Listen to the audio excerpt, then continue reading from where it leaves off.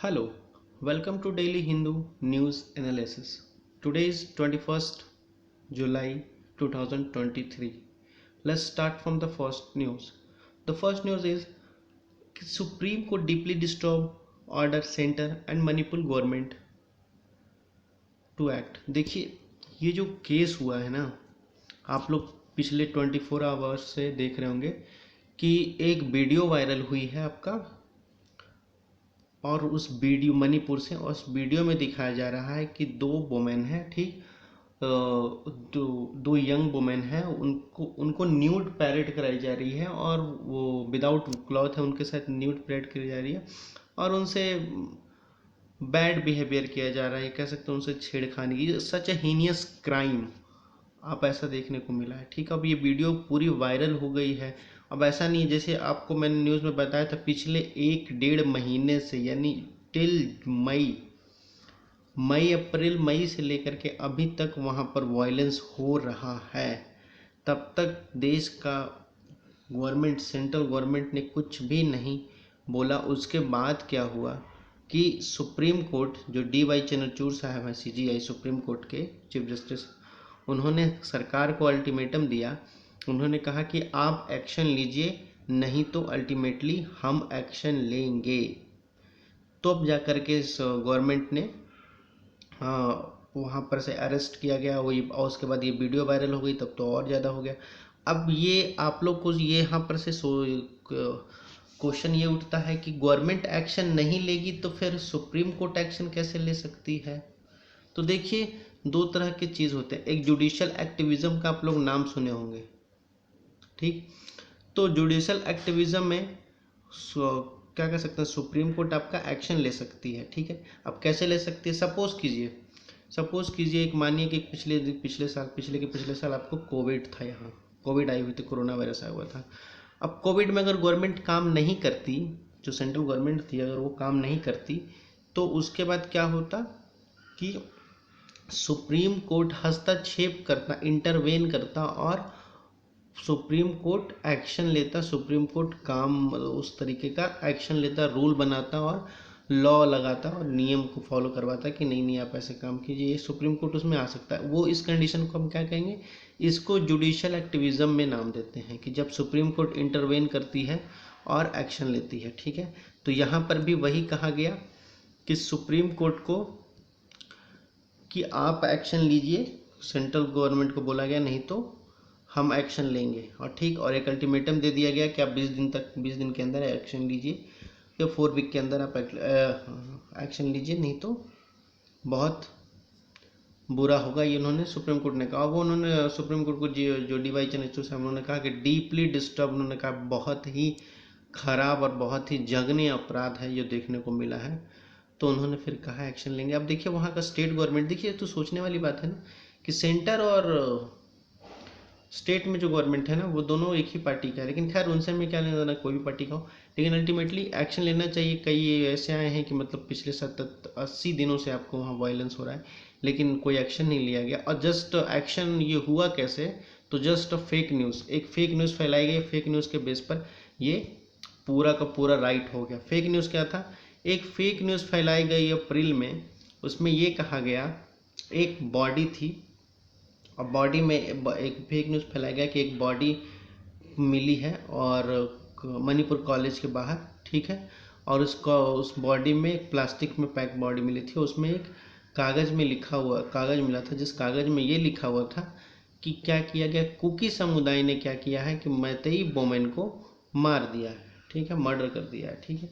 अब ये जो न्यूज़ थी, वो जो बॉडी थी, वो पिक्चर थी, वो पिछले 2022 की पिक्चर थी, 2022 की पिक्चर थी। और वो वुमेन, मणिपुर का केस नहीं था ओवरऑल, वो दिल्ली में उस वुमेन की मर्डर हुई थी, और मर्डर भी नहीं हुई थी, वो कह लीजिए कि उनके फैमिली इशू से प्रॉब्लम आकर के वो मर्डर हुई थी। वो 2022 का केस था, जहाँ से वो पिक्चर उठाई गई, और उस पिक्चर को उठा करके फेक न्यूज़ बनाया गया, फेक न्यूज़ बना करके ये फेक न्यूज़ डिस्ट्रीब्यूट किया गया, और कहा गया कि कुकी मैतेई वुमेन को कुकी वालों ने मर्डर कर दिया, ठीक है, मणिपुर में। ये न्यूज़, फेक न्यूज़ फैलाई गई अप्रैल मई में, और अप्रैल मई के बाद ही देखिए कि वहाँ बिल्कुल ही वायलेंस क्रिएट होने लगा। और वायलेंस क्रिएट होने लगा उसके बाद क्या हुआ कि 3 मई को आपको देखने को मिला होगा, 3 मई को 2023 को गवर्नमेंट जो थी वो क्या कर दी थी, नेट बैन कर दी थी, इंटरनेट बैन कर दी थी मणिपुर में। और ये जो वीडियो वायरल हो रहा है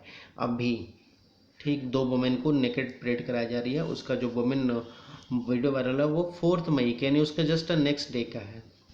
तो इतने क्रूर और इतने क्रूएल क्राइम को लेकर के कभी कभी डिस्टर्बेंस हो जाती है। और उसके बाद होता क्या है ना कि अल्टीमेटली देखिए होगा क्या कि एक्शन लिया जाएगा। अब देखिए कहा जा रहा है कि 1-2 को गिरफ्तार कर लिया गया है, ठीक है।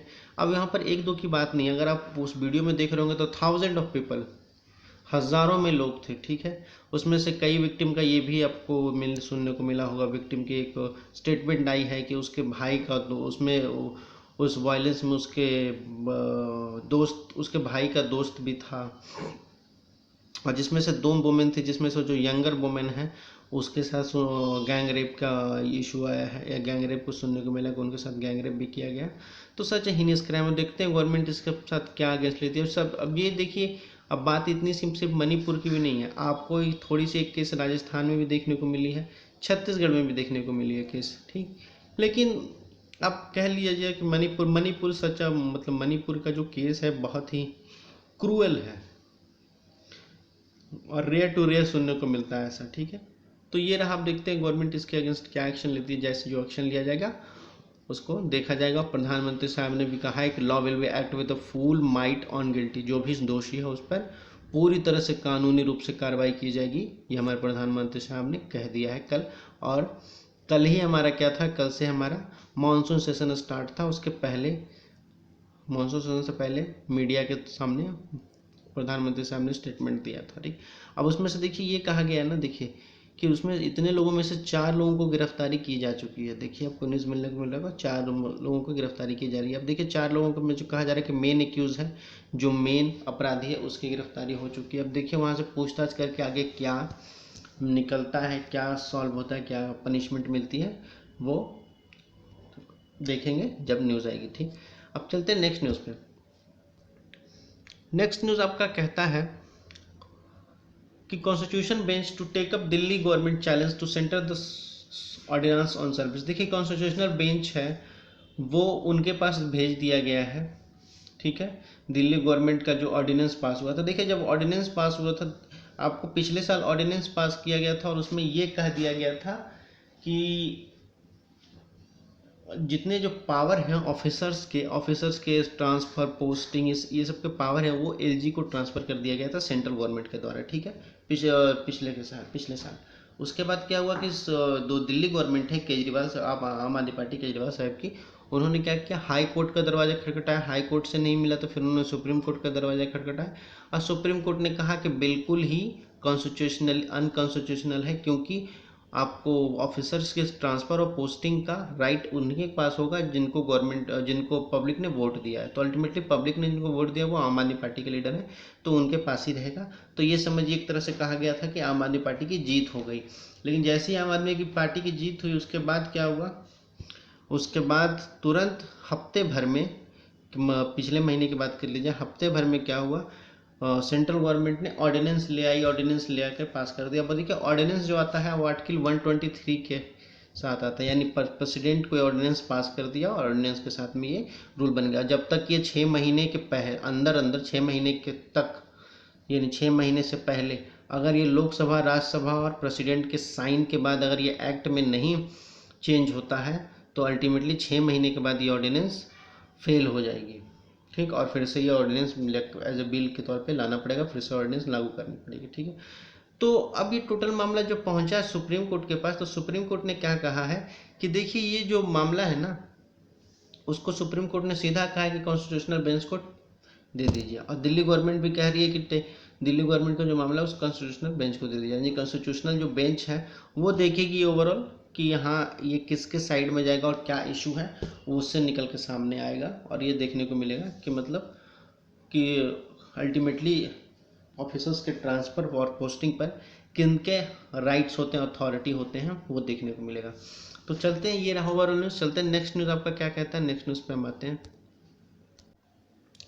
देखिए नेक्स्ट जो है ये इंपॉर्टेंट न्यूज़ आपको है, दिल्ली हाई कोर्ट ने क्या कहा है, आर्कियोलॉजिकल सर्वे ऑफ इंडिया को कहा है कि स्टेट पॉलिसी जो है उसको अलाउ कीजिए, स्टेट पॉलिसी में कि प्रेयर इन प्रोटेक्टेड मॉन्यूमेंट, ठीक है, जो अलाउइंग प्रेयर है जो प्रोटेक्टेड मॉन्यूमेंट में किया जाए, मॉन्यूमेंट को प्रोटेक्ट किया जाए। अब देखिए ये बात तो ओवरऑल न्यूज़ है क्या, तो देखिए कहा जाता है कि according to archaeological survey of India, उसमें ये कहा जाता है कि मुगल मॉस्को जो है वो कैटेगरी प्रोटेक्शन के मॉन्यूमेंट कैटेगरी में फेल हो जाते हैं, being a part of A Qutub complex, ठीक है।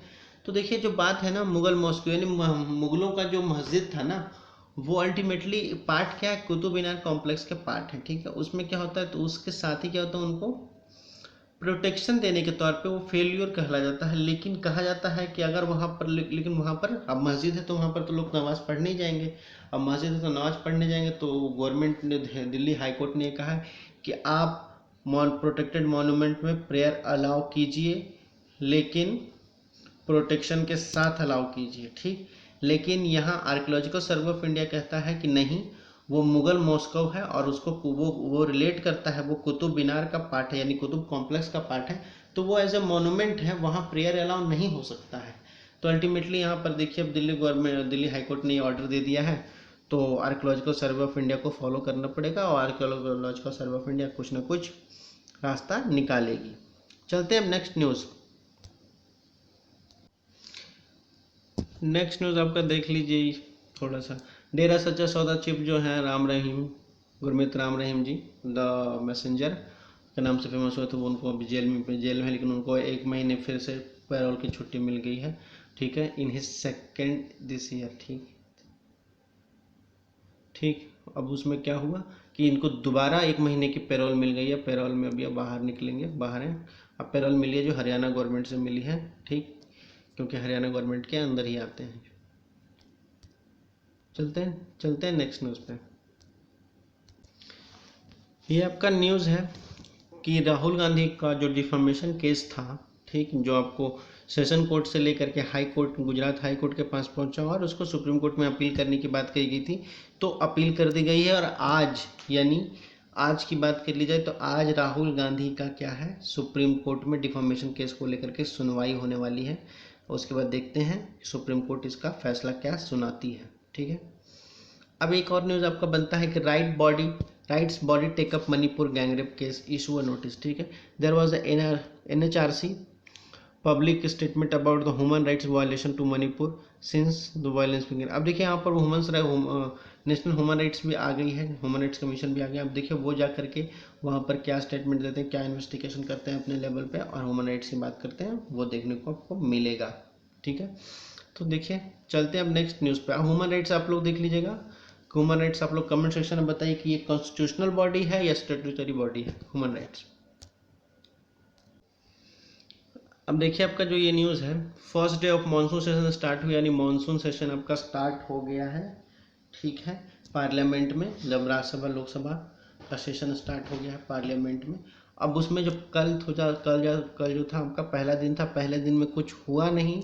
विपक्ष जो था, अपोजिशन था, वो मणिपुर पे ही अड़ा रहा, मणिपुर की बात करने के लिए तो ये करता रहा कि मणिपुर पे डिस्कशन होना है, मणिपुर पे डिस्कशन होना है। गवर्नमेंट कह रही थी कि हम आपको शॉर्ट टर्म डिस्कशन दे सकते हैं 30 मिनट का, यानी शॉर्ट टर्म डिस्कशन क्या होता है, शॉर्ट डिस्कशन आपका होता है कि 30 मिनट, यानी 30 मिनट तक आप डिस्कशन कर सकते हैं, उसके बाद आगे की कार्रवाई की जाएगी। लेकिन अपोजिशन इसके लिए तैयार नहीं हुआ और उन्होंने अपोजिशन में ने कहा कि नहीं, हम 30 मिनट डिस्कशन नहीं चाहते हैं, हम लॉन्ग डिस्कशन चाहते हैं, क्योंकि ये बहुत ही सीरियस मैटर है, ठीक है। तो यही सब चलता रहा, फिर उसको सेशन को अर्जन कर लिया गया, राज्यसभा में यही कहानी चली, लोकसभा में यही कहानी चला, उसके बाद उसको सेशन को अर्जन कर लिया गया नेक्स्ट सेशन के लिए, नेक्स्ट सेशन के लिए नहीं, अगले सेशन के लिए, ठीक है, यानी आज का देखिए क्या होने वाला। अब देखिए आपको नेक्स्ट न्यूज़ जो निकलता है ये है, questioning timing of a video BJP accuses opposition of avoiding discussion in Manipur. अब देखिए जो वीडियो जो वायरल हुई है ना 2 दिन पहले, इसके लिए इस पे सवाल उठ रहे हैं, ठीक, इसके टाइमिंग पे कि ये इतने दिन के बाद इसी समय क्यों वीडियो वायरल हुआ। बीजेपी एक्यूज कर रही है अपोजिशन को कि अपोजिशन की कोई चाल होगी और इस पे वीडियो वायरल करके हो सकता है कि सेशन में कोई डिस्कशन नहीं करना चाहेंगे पार्लियामेंट सेशन में, ठीक। और आपको पता होना चाहिए पार्लियामेंट सेशन साल में 3 बार होती है, ठीक है, और उनके बीच का गैप 6 महीने से ज़्यादा का नहीं होना चाहिए। इतना तो आप लोगों को पता ही होगा। चलते हैं नेक्स्ट न्यूज़ पर। ये आपका इम्पोर्टेंट न्यूज़ हो जा रहा है, लास्ट न्यूज़ है वो बहुत इंपॉर्टेंट है कि सेंटर जो है बैन कर दिया एक्सपोर्ट का नॉन बासमती राइस जो है, वाइट राइस है, उनको बैन कर दिए। क्यों? क्योंकि यहाँ कंट्रोल प्राइस है इन इंडिया को। ठीक है, अब इंडिया में देखिए, आप देख रहे होंगे कि चावलों के दाम बढ़ रहे हैं धीरे धीरे। जैसे टमाटर के दाम बढ़े हैं वैसे चावलों के दाम बढ़ रहे हैं, जिसको देखते हुए सेंटर ने क्या किया, सेंटर ने बैन कर दिया वो अदर कंट्री यानी बाहर विदेशों में चावल नहीं बेचेगी। कौन से चावल नहीं बेचेगी? Non basmati white rice. ठीक, non basmati white rice normal सब लोग खाते हैं, तो उसके लिए बनाया गया कि वो भी नहीं भेजेंगे फिलहाल। तो फिलहाल बैन कर दिया गया, रोक लगा दी गई। क्यों? क्योंकि इंडिया में प्राइस कंट्रोल जो हो जाए, क्योंकि प्राइस राइज जो हो रही है वो कंट्रोल में आ जाए। ठीक, उसके लिए अब देखिए जो एक्सपोर्ट भेजा जाता था ना, उस पर 20% का टैक्स इम्पोज किया जाता था, ड्यूटी इम्पोज की जाती थी। लास्ट ईयर तो उतना ही किया गया था, 20% का टैक्स इम्पोज किया गया था। ठीक, जो कि अब क्या है, उसको रिटेल प्राइस पर देखी जाए तो उसको बढ़ा करके क्या कर दिया गया है, 11% उसके ऊपर बढ़ाया गया है एक्सपोर्ट करने के लिए। ठीक है, तो अब देखिए नहीं बेचेगी। अब उम्मीद करते हैं कि यहाँ इंडिया में राइस का जो प्राइस हाई हो रही है वो थोड़ा कम हो जाए और गरीबों को भी, सब लोगों को भी खाने के लिए चावल मिलने चाहिए। आपका ये न्यूज़ है, इसमें ये कह रहा है, देखिए स्वीडिश एम्बेसी था इराक में, उस पर अटैक कर दिया गया है। स्वीडिश एम्बेसी इराक में था और डिप्लोमेटिक, हम लोग देखते होंगे कि हर एक जगह हर एक कंट्री में अपना अपना एम्बेसी होता है। तो स्वीडिश एम्बेसी था जो इराक में था, उस पर हमला कर दिया गया और जिसके लिए वो इराक के जो पीएम हैं उन्होंने कहा कि उन्होंने एक्शन लिया। उन्होंने कहा कि जल्दी ही कार्रवाई की जाएगी और फिलहाल तो उनको कुछ हानि नहीं हुआ है। एम्बेसी में किसी को कोई दुर्घटना नहीं हुई, सबको ठीक ठाक सही सलामत रख लिया गया। ठीक है, चलते हैं नेक्स्ट न्यूज़। देखिए चाइना ने बहुत बड़ी स्टेटमेंट दी और चाइना ने कहा है कि China doesn't want to a trade war with US, यानी चाइना जो है ट्रेड यूएस के साथ ट्रेड वॉर नहीं चाहती है। ठीक, अब ये ओवरऑल बहुत बड़ी स्टेटमेंट हो जाती है। ठीक, क्योंकि देखिए चाइना के जो प्रेसिडेंट हैं जिनपिंग, उन्होंने बात कहा है, एम्बेसडर है सॉरी जिनपिंग, उन्होंने क्रिटिसाइज किया यूएस को, कहा है कि sale of a micro chip and chip making equipment to China that were imposed last year by the Biden, Joe Biden के द्वारा लास्ट ईयर इम्पोज लगाया गया था माइक्रो चिप और ये क्या कह सकते हैं चिप मेकिंग इक्विपमेंट जिससे चिप बनते हैं, उसके उस पर क्या इम्पोज लगाया गया था चाइना में। तो इसलिए चाइना कहता है China do not shy away from the competition, कह रहा है चाइना कंपटीशन से पीछे नहीं थे, but the definition of a competition by the US side I think it's not fair. उन्होंने कहा है कि मतलब जो चाइना कंपटीशन से पीछे नहीं हटती है, लेकिन यूएस जो कंपटीशन चाहती है वो फेयर नहीं है, वो ठीक नहीं है। जिसने उन्होंने कहा है कि हम यूएस से कंपटीशन नहीं चाहते हैं कि हम ट्रेड वॉर का कंपटीशन करें। अब देखिए अल्टीमेटली ये ट्रेड वॉर का कंपटीशन यूएस से नहीं चाहते हैं चाइना, क्योंकि चाइना को भी पता है कि यूएस एक डेवलप कंट्री है और उनके बिना विदाउट इनका चाइना ग्रो नहीं, चाइना की डेवलपमेंट पॉसिबल नहीं है। ठीक, और यूएस तो है ही, यूएस को तो सुपर पावर अपने आप को इम्पोज रखना ही है। तो इसलिए चाइना ने कहा है, चाइना देखते हैं, चाइना थोड़ा सा एक प्रो स्टेटमेंट दिया है यूएस को लेकर के। ठीक है, तो ये रहा ओवरऑल आज का न्यूज़। वीडियो अच्छी लगे तो लाइक एंड सब्सक्राइब कर लेगा, पढ़ते लिखते रहिए, धन्यवाद। और जाते जाते कमेंट सेक्शन में मुझे ये बताइए कि नेशनल ह्यूमन राइट्स आपका कॉन्स्टिट्यूशनल बॉडी है या स्टैट्यूटरी बॉडी है। ठीक है, धन्यवाद, थैंक यू।